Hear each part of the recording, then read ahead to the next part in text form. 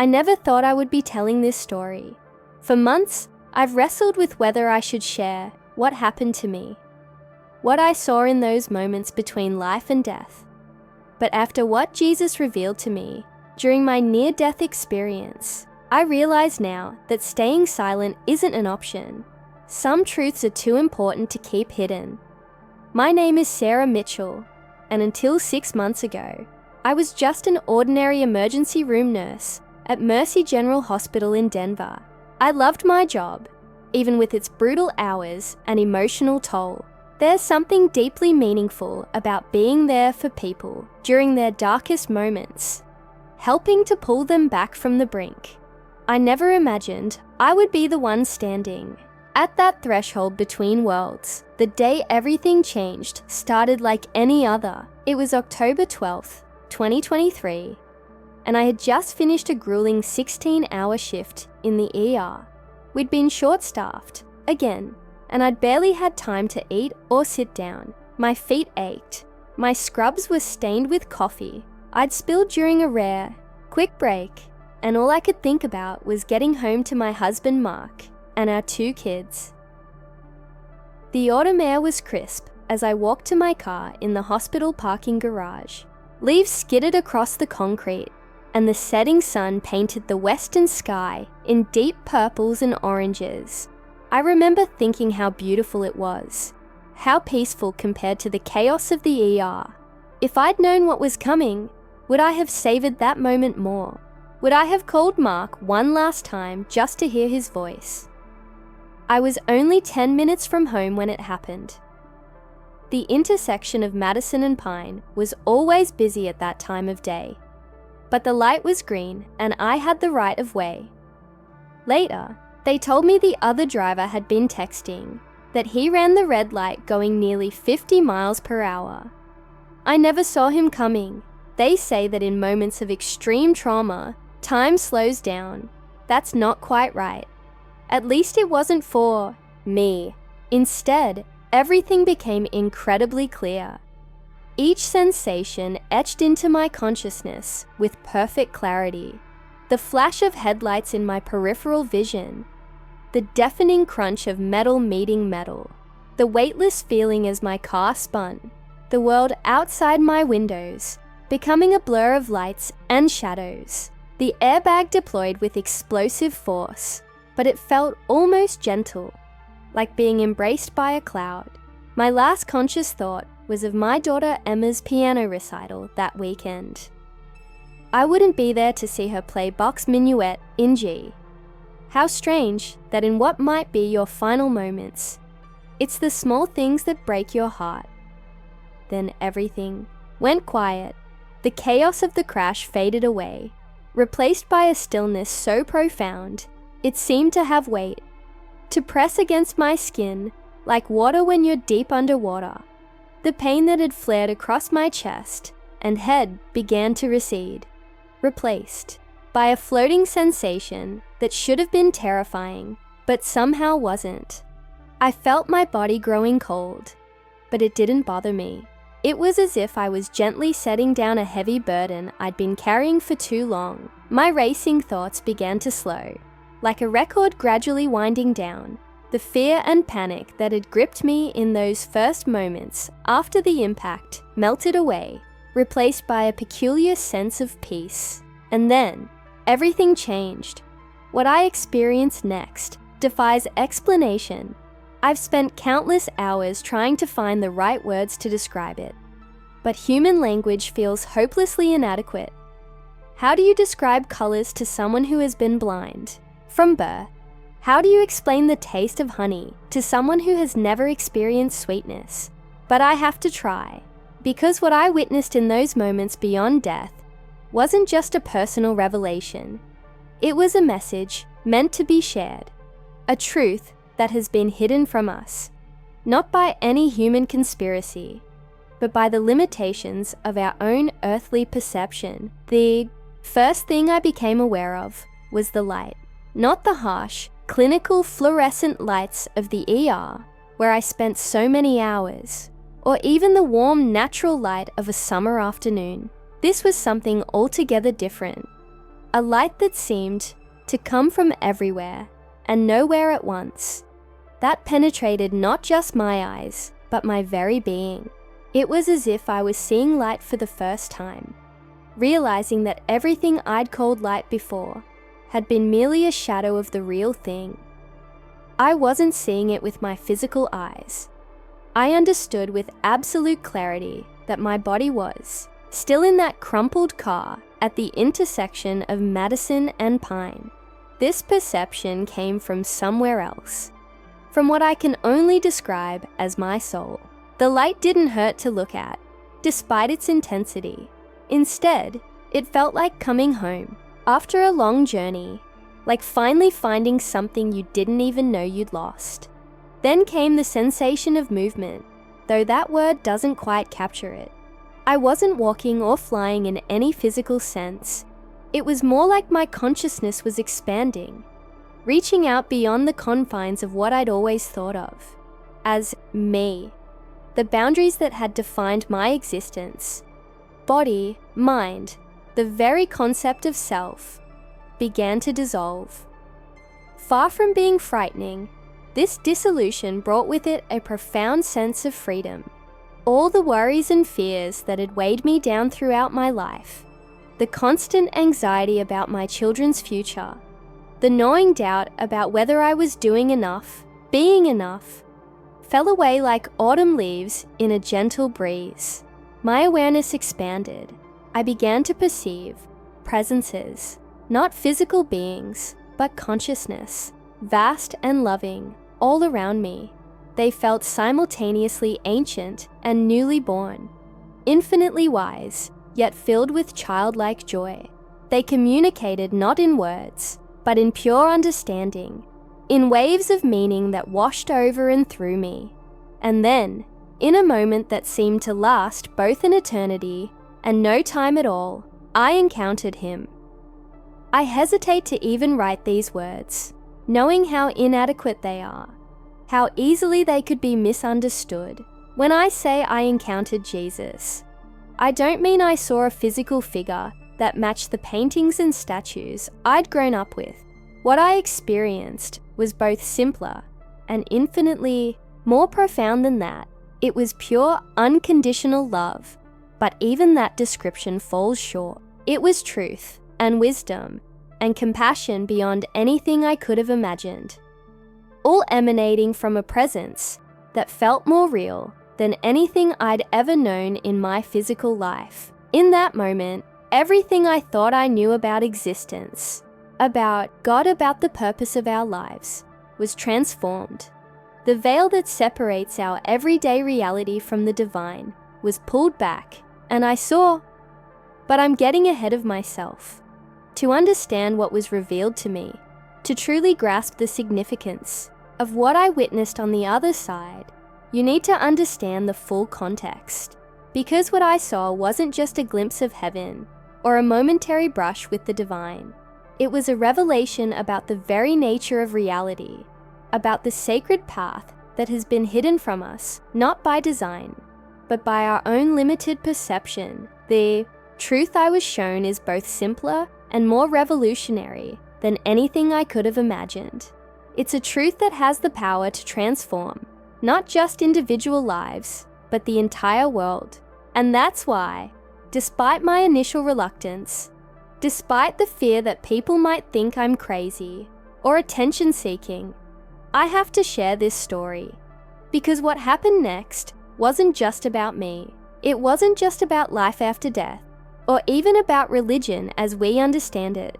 What I witnessed was something far more fundamental, a reality that underlies everything we think we know about existence, about consciousness, about our purpose, here on Earth.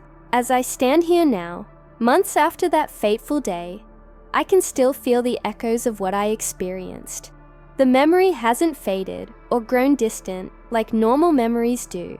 If anything, it's become clearer, more vivid, as if my understanding of what I witnessed continues to deepen with each passing day.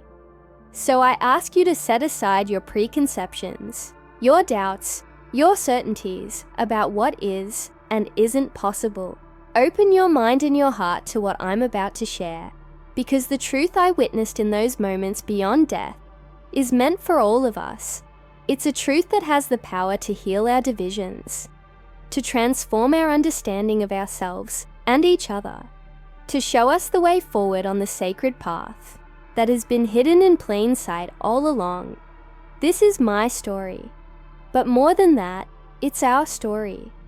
The story of who we really are, why we're here, and what awaits us all on the other side of the veil that separates this world from the next. The first thing I noticed was the silence. After the deafening crash, the sudden absence of sound was startling. I found myself looking down at a scene that should have been impossible. My own body, slumped over the steering wheel of my crushed Toyota Camry. Red and blue lights pulsed against the darkness, casting strange shadows across the intersection. I watched as paramedics rushed to the car, their movements urgent but practiced. "No pulse!" one of them called out. I wanted to tell them I was fine, that I was right there, watching them, but of course they couldn't hear me. It was the strangest sensation. I felt more alert, more aware than I'd ever been, yet I was completely disconnected from my physical form. I could see everything with perfect clarity. The young man from the other car was sitting on the curb, head in his hands, while a police officer spoke to him. His phone lay shattered on the pavement nearby. A small crowd had gathered behind the yellow tape that was being strung across the street. Some had their phones out, recording the scene. I wanted to tell them to stop, to give my body some dignity, but I was just a witness now.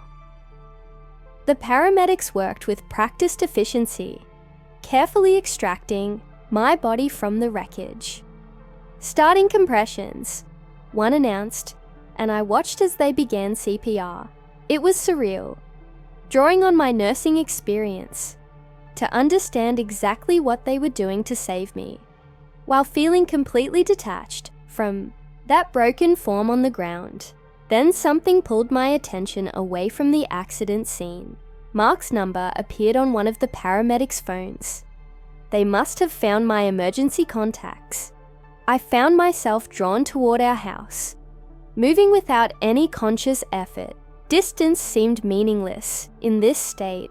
One moment I was at the crash site, the next I was in our living room.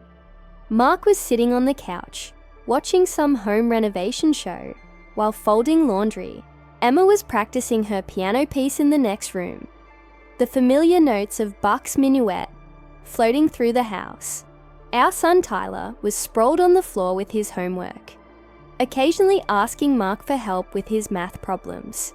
They had no idea their world was about to shatter. I watched as the phone rang, saw Mark's casual reach for it, the slight furrow of his brow as he didn't recognize the number, witnessed the exact moment the color drained from his face as he listened to the voice on the other end. "What hospital?" he asked, his voice tight with controlled panic. "I'm on my way," he called out to the kids, trying to keep his voice steady as he told them they needed to go to Mrs. Peterson's house next door. Emma protested, not wanting to interrupt her practice. "Now, Emma!" Mark's voice cracked, and both children fell silent, sensing something was terribly wrong. I wanted to hold them, to tell them everything would be okay, but I was just the observer, powerless to comfort my family. In their moment of fear and confusion, I felt their pain as if it were my own, yet at the same time, I was aware of a growing sense of peace, a gentle pulling away from earthly concerns. That's when I first noticed the light. It wasn't coming from anywhere specific. It seemed to exist in a dimension I had never been able to perceive before. It started as a soft glow at the edges of my awareness, but grew steadily stronger, more insistent. The pull toward it became almost magnetic, though that word doesn't quite capture the sensation. It was more like remembering, like being a child called home at dusk by a parent's loving voice, the scenes of earthly drama, my accident, my family's distress, the paramedics' efforts to revive me, began to fade, not in importance but in immediacy. They became like photographs in an album, precious but somehow distant. As I felt myself drawn deeper into this new state of being, the light grew stronger, and with it came a presence. No, multiple presences. I could sense them all around me, radiant beings of pure love and wisdom. They didn't have physical forms, as we understand them, but I could feel their distinct personalities, their joy at meeting me, their profound compassion. Then, cutting through it all like a bell's pure tone, I heard my name. The voice didn't come through my ears. I no longer had physical ears to hear with. It resonated through the very essence of who I was, who I had always been. I couldn't see him yet, but I knew, with a certainty deeper than breath, deeper than heartbeat, deeper than any earthly knowledge, exactly who was calling me. The love in that voice was overwhelming. Not the limited, conditional love we know on earth, but something vast and pure and all-encompassing. It contained everything, every joy I'd ever known, every tear I'd ever shed, every moment of doubt and triumph and ordinary wonder. It knew me completely, better than I knew myself, and loved me, not despite my flaws, but somehow through them, because of them, encompassing everything I was and everything I could be. I felt myself turning toward that voice, drawn by its infinite compassion and wisdom. The light grew impossibly brighter, yet it didn't hurt to look at. Instead, it felt like my eyes, my soul, was finally opening fully for the first time. And then I saw him. Jesus, what happened next? How can I possibly put it into words? How can I describe what it means to stand in the presence of pure truth, pure love, pure being?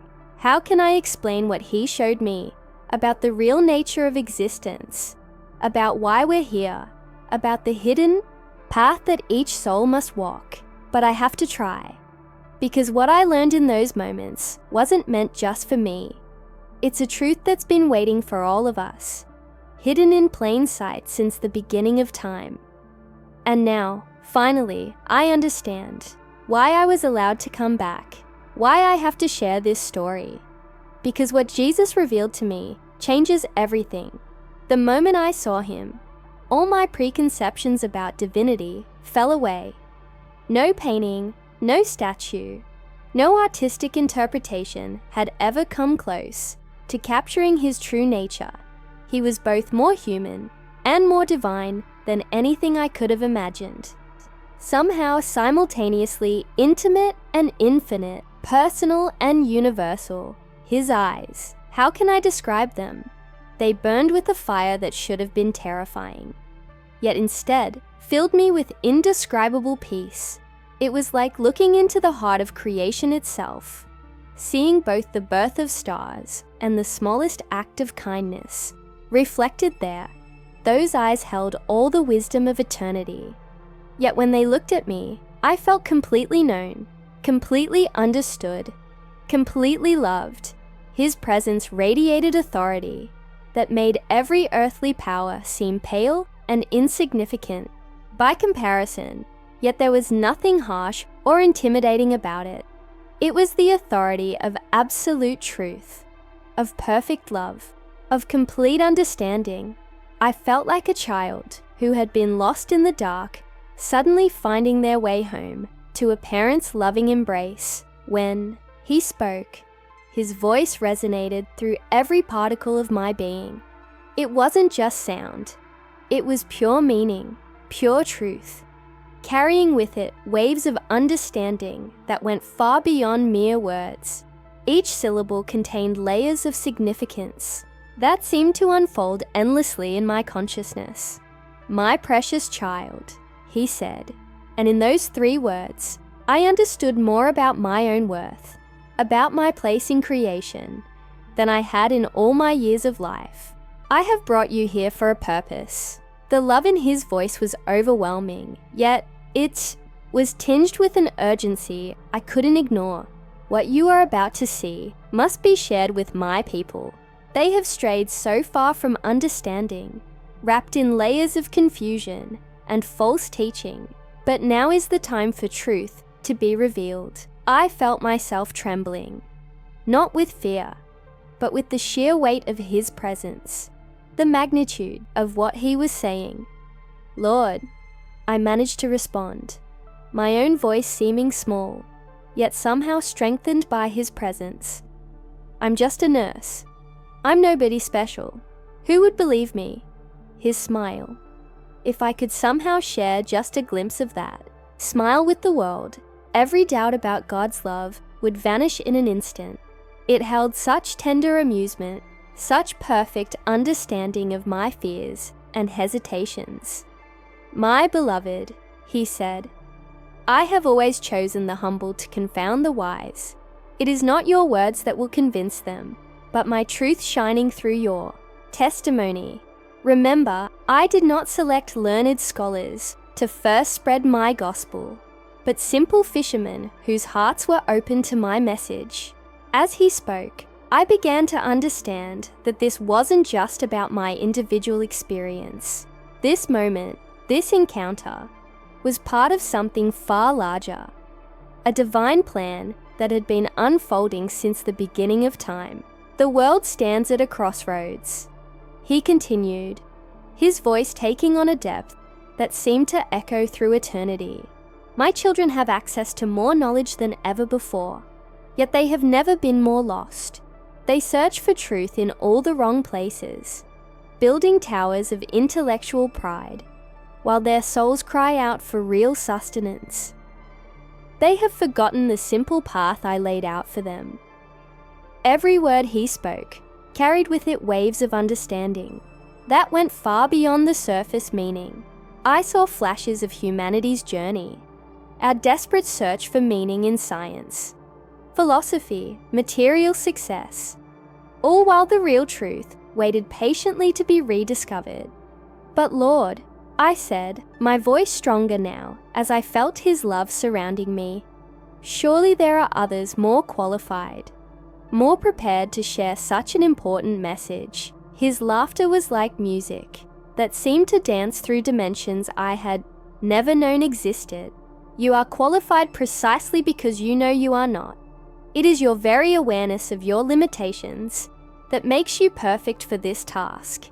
Through your weakness, my strength will be made perfect." I felt tears flowing.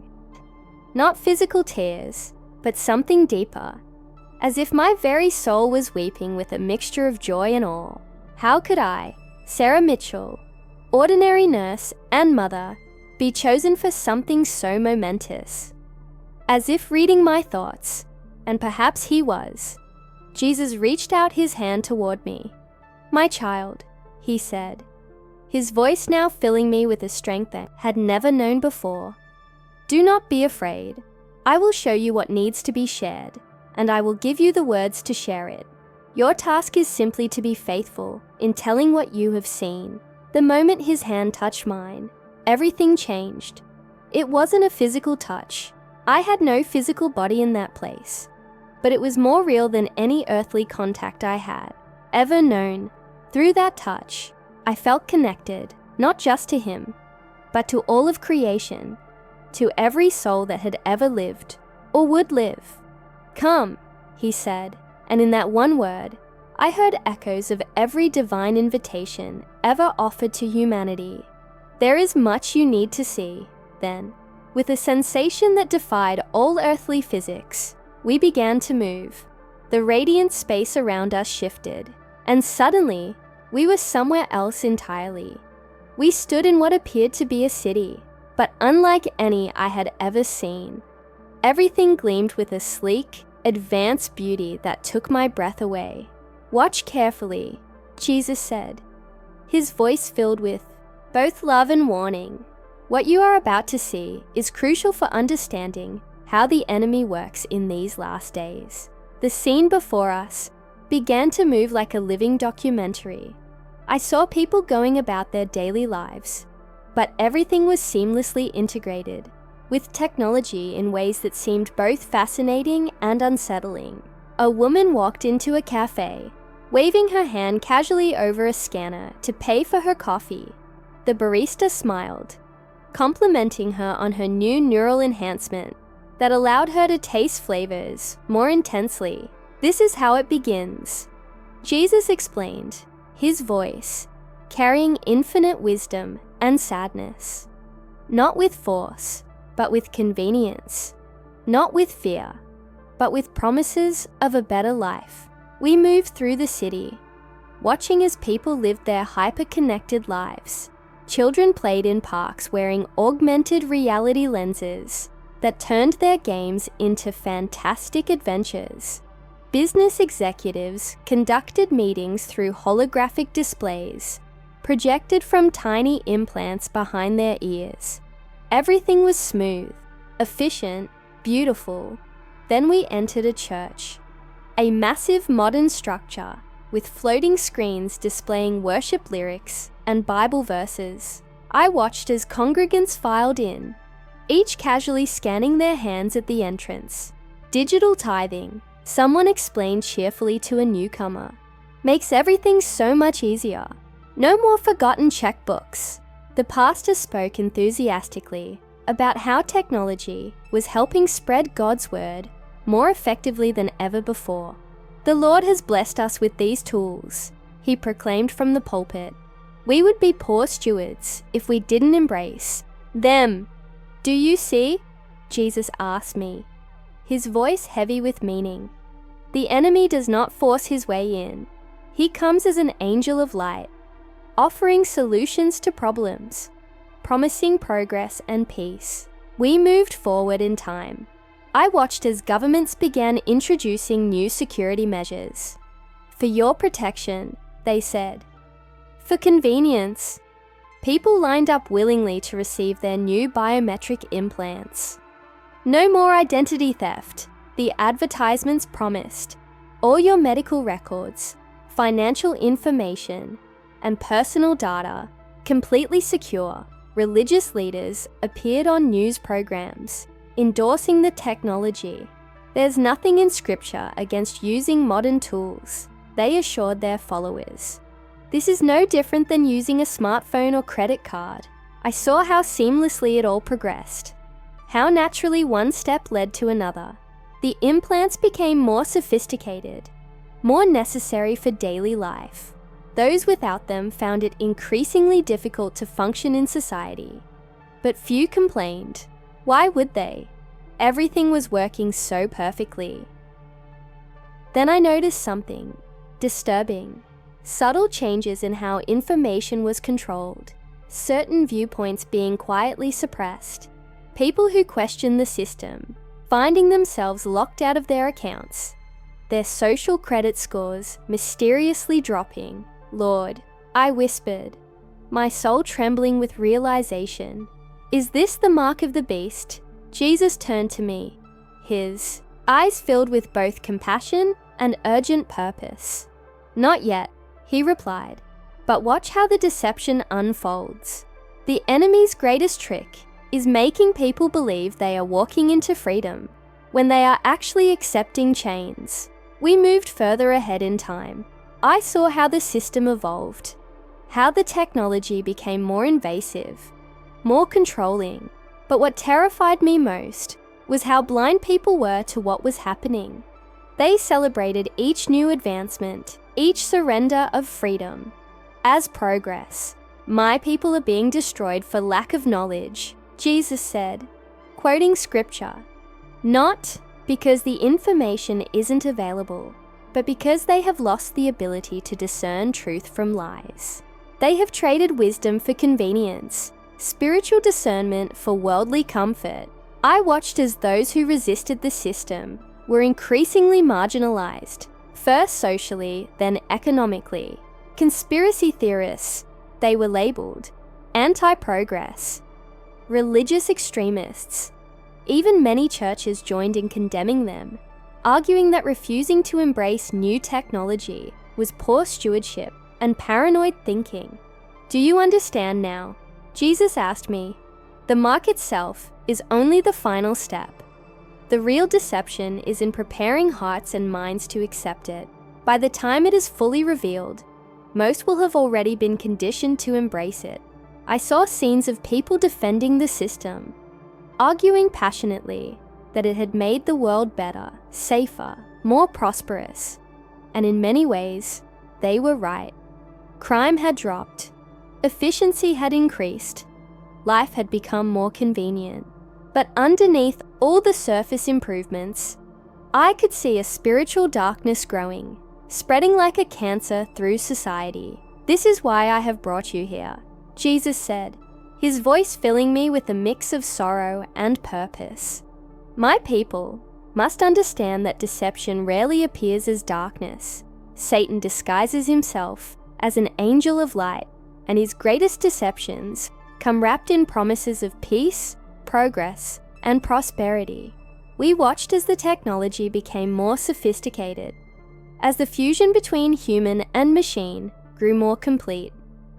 People spoke excitedly about transcending human limitations, about becoming more than human.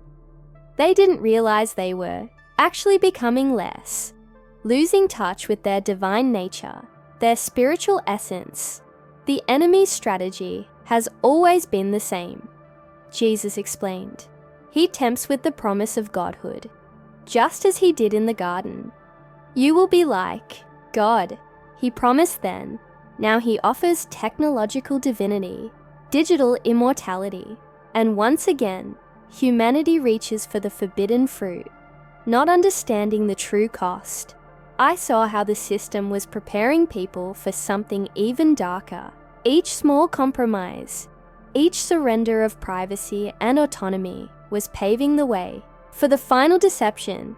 The mark would not come as a surprise or a shock. It would seem like the natural next step, the obvious progression of everything that had come before. I stood with Jesus as time seemed to accelerate, watching events unfold at a dizzying pace. The world I saw plunged into a series of cascading crises that left humanity reeling. First came an economic collapse that made the Great Depression look mild by comparison. Digital currencies faltered, traditional banking systems crumbled, and people's life savings vanished overnight.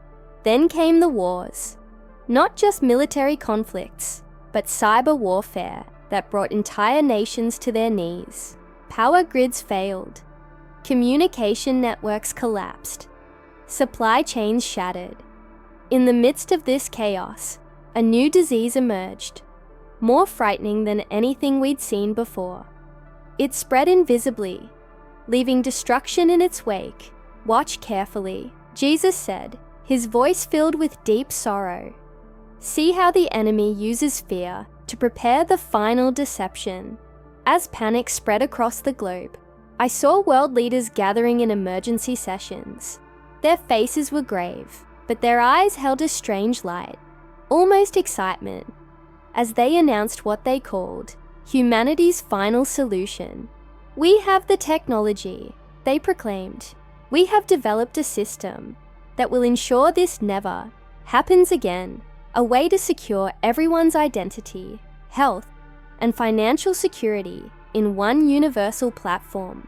The system they revealed was breathtaking in its scope and sophistication, a quantum-encrypted biometric implant that would connect every human being to a global network.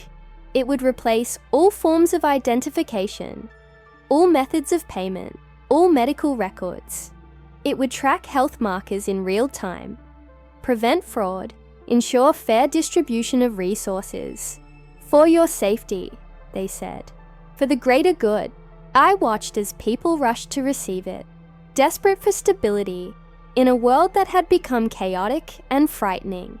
The implementation was swift, efficient, and comprehensive.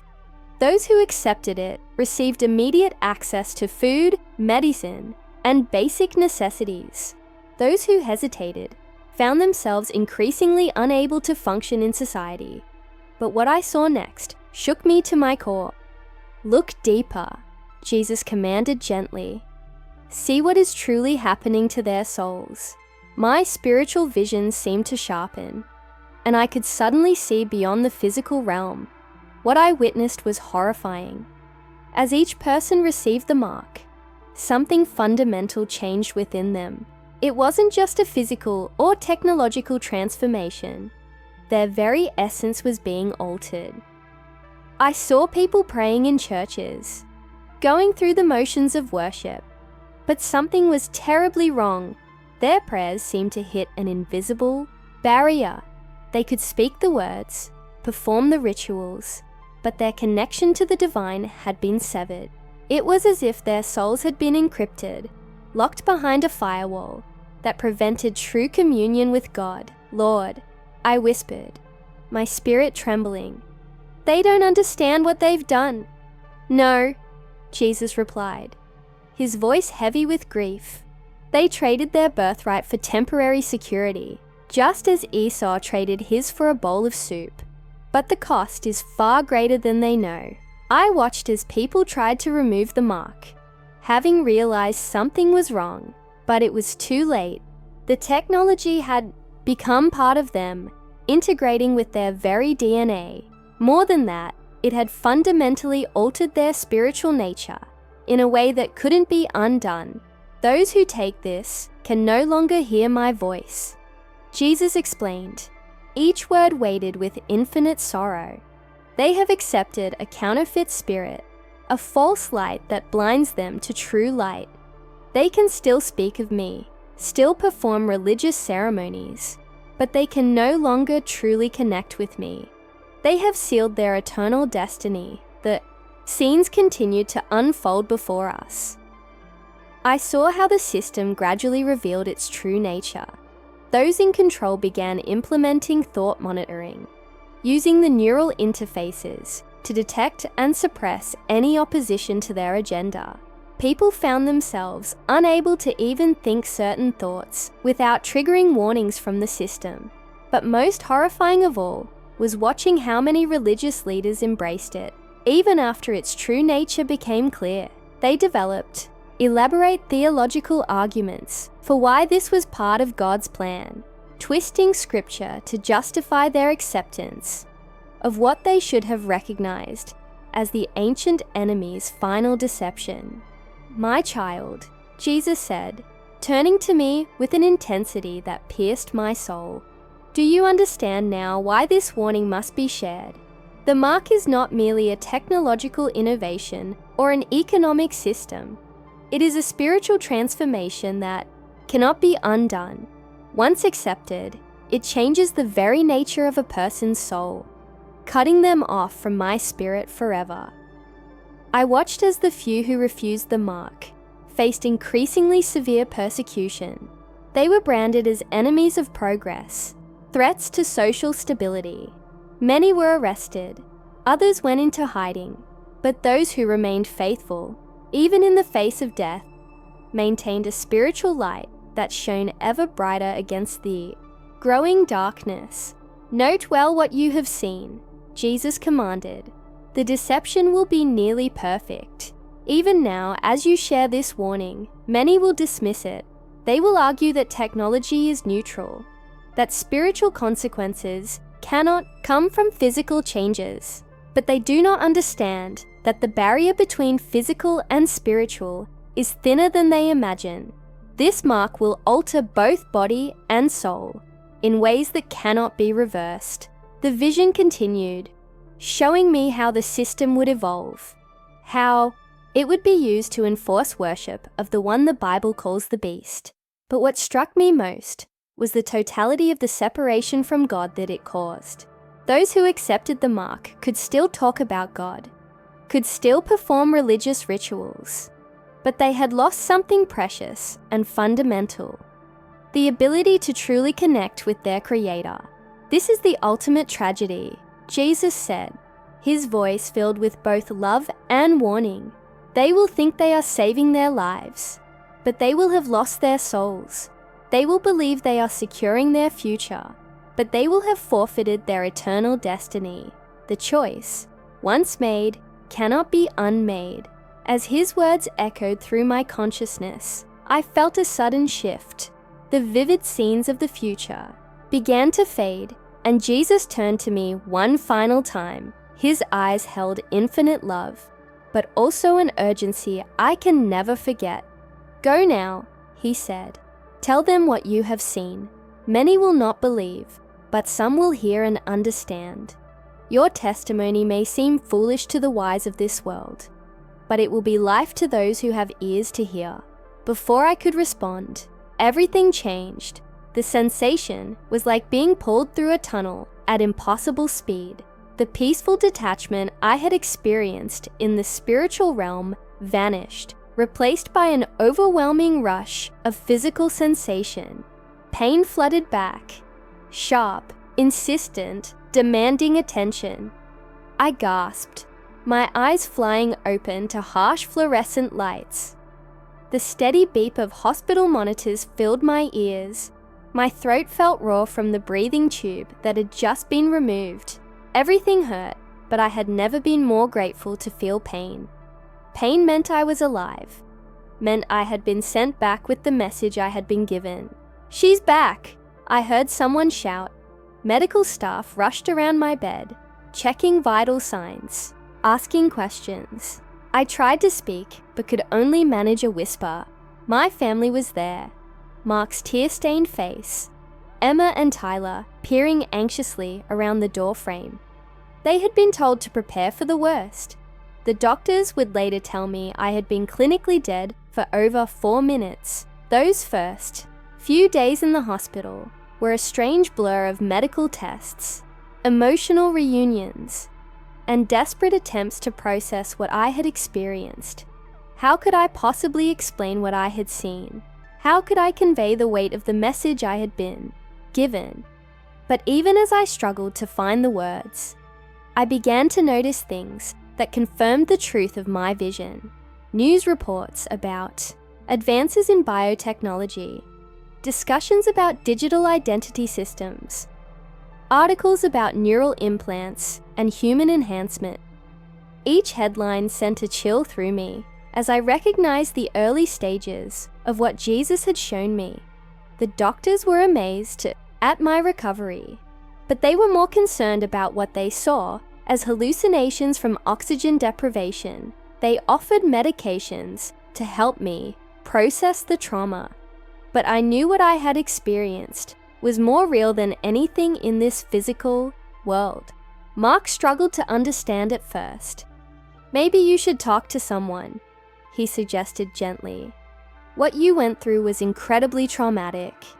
But as I began to share the details of what I had seen, as I described things I could not possibly have known about while unconscious, he began to listen with different ears. My colleagues at the hospital treated me differently when I returned to work. Some avoided me altogether, others cornered me in break rooms, hungry to hear more about what I had experienced. A few shared their own supernatural encounters in whispered conversations, as if finally finding permission to speak about things they had kept hidden. But the hardest part wasn't the skepticism or the awkward conversations. It was watching their news each day, seeing the pieces falling into place just as Jesus had shown me. The growing push for technological integration, the subtle conditioning of people to accept more and more intrusive systems, the gradual marginalization of those who questioned this progress. That's why I'm sharing this story now.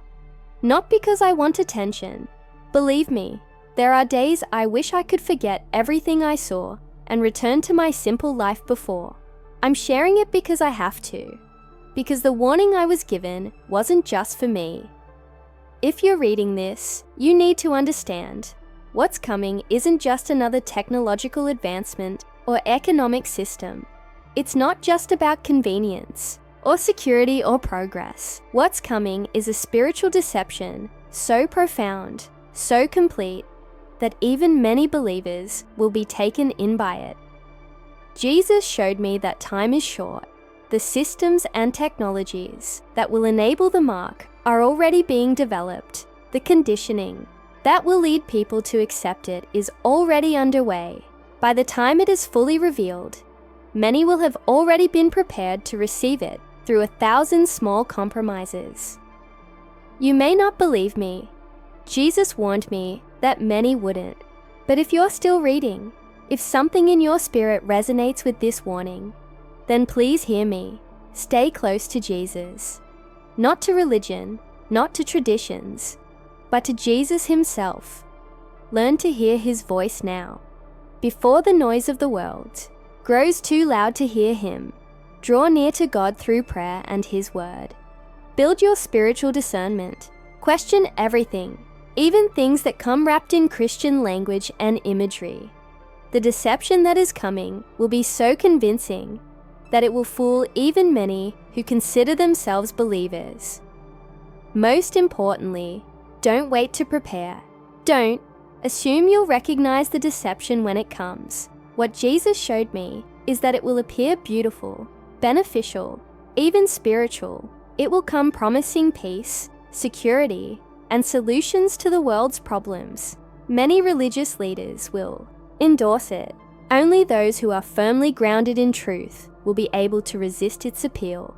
I know how crazy all this sounds. Before my experience, I would have dismissed someone telling this story as a religious fanatic or attention seeker, but I can't worry about how I appear to others. The message I was given is too important, the stakes too high. My name is Sarah Mitchell. I died on October 12th, 2023, and Jesus sent me back with a warning. What you choose to do with this warning is up to you, but I have fulfilled my charge to share what I was shown.